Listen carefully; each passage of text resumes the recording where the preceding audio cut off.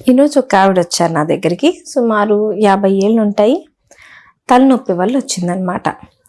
తన గురించి అడిగినప్పుడు తను ఏం చెప్పిందంటే, తను కూలి పనులు చేసుకునేదన్నమాట. మామూలుగా బండలు ఎత్తడం ఆ పని చేసి రోజుకు ఒక 300-400 సంపాదించి దాచిపెట్టుకొని తనకు పాప ఉంది, ఒక అమ్మాయి. ఆ అమ్మాయికి 10 సవర్ల బంగారం చేయించింది, ఒక కొంచెం ప్లేస్ కొనిపెట్టింది. తర్వాత పెళ్లి చేసింది. ఆ అమ్మాయికి 6 ఏళ్ల బాబు, 3 ఏళ్ల పాప.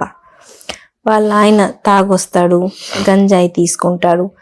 ఇట్లా ఆ అమ్మాయిని ఇబ్బంది పెడుతుంటే ఆ అమ్మాయి కోపంతో ఉరి పోసుకొని చనిపోయింది అనమాట. సో ఆ అమ్మాయి చనిపోయినప్పటి నుంచి ఆ పిల్లలు తినతో పాటు ఉంటున్నారు. తను నా దగ్గరికి ఎందుకు వచ్చిందంటే, ఆ అమ్మాయి చూడటానికి నాలా ఉండేదంట. సో నన్ను చూడాలి అని చెప్పేసి వచ్చింది. ఈ తలనొప్పి కూడా ఉంది, మీలాగే ఉండేది, మిమ్మల్ని ఒకసారి చూస్తే నాకు మా అమ్మాయిని చూసినట్టు ఉంటుంది అని. సో ఇప్పుడు ఆ అమ్మాయి అట్లా ఉరి పోసుకొని చనిపోవడం అనేది ఎంత పెద్ద తప్పు చెప్పండి. ఆవిడ చిన్నప్పటి నుంచి అంత కష్టపడి పెంచింది. తనని అంత ఇష్టపడే అమ్మ ఉన్నప్పుడు, చిన్న పిల్లలు ఉన్నప్పుడు అట్లా చేయొచ్చా? చేయకూడదు కదా. కాకపోతే ఎందుకు చేసుకుంటారు అంటే, ఆ క్షణికావేశం, అప్పటికప్పుడు వాళ్ళకంత బాధ, కోపం ఇవన్నీ వస్తాయన్నమాట. సో ఇట్లా సూసైడ్ చేసుకోవడం అనేది చాలా పెద్ద నేరం. అట్లా చేయకూడదు. నేను ఎంతోమంది పేరెంట్స్ని చూస్తుంటాను అనమాట.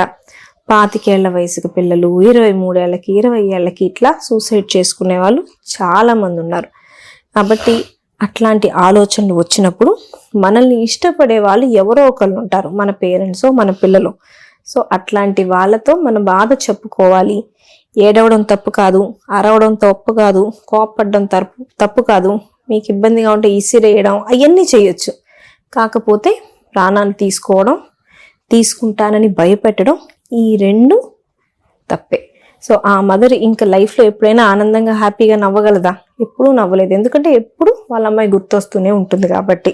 సో ఎవరికైనా అట్లాంటి పిచ్చి పిచ్చి ఆలోచనలు వచ్చినా కానీ సైకియాట్రిస్ట్ని కలవండి, లేకపోతే ఫ్రెండ్స్ను, పేరెంట్స్ను, ఎవరినో ఒకరిని కలవాలి. అట్లాంటి పిచ్చి పనులు మాత్రం చేయకూడదు.